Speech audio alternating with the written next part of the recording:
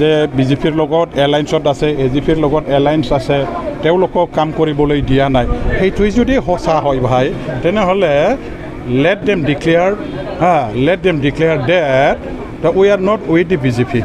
আমি বিজেপিৰ লগত নাই, আমি এলায়েন্সত নাই বুলি তেখেতসকলে মানে ঘোষণা কৰি ওলাই আহক আৰু আমি UPPL আৰু BPF এক লগ হৈ পেলাই কাম কৰিম।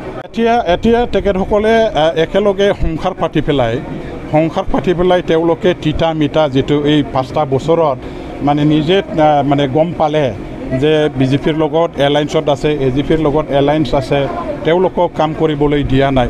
সেইটোৱে যদি সঁচা হয় ভাই, তেনেহ'লে let them declare that we are not with the BJP. আমি বিজেপিৰ লগত নাই, আমি এলায়েন্সত নাই বুলি তেখেতসকলে মানে ঘোষণা কৰি ওলাই আহক আৰু আমি UPPL আৰু BPF এক লগ হৈ পেলাই কাম কৰিম। ইমানেই যদি অশান্তি কৰিছে, ইমানেই যদি প্ৰেছাৰত ৰাখি কাম কৰি আছে, আপোনালোকে ইয়াত কিয় থাকিব লাগে ভাই? আপোনাসকল এজন আন্দোলনকাৰী নেতা হয়, আমি আপোনালোকে দুখ পোৱাটো আমিও দুখ পাওঁ।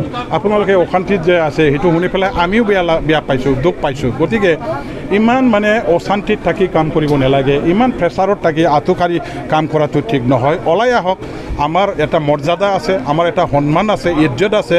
এই ইজ্জত সন্মান মৰ্যাদাটো ৰক্ষা কৰি পেলাই আমি একেলগে কাম কৰিম। গতিকে UPPL BPF এক লগ হৈ পেলাই কাম কৰাৰ এইটো সুযোগ।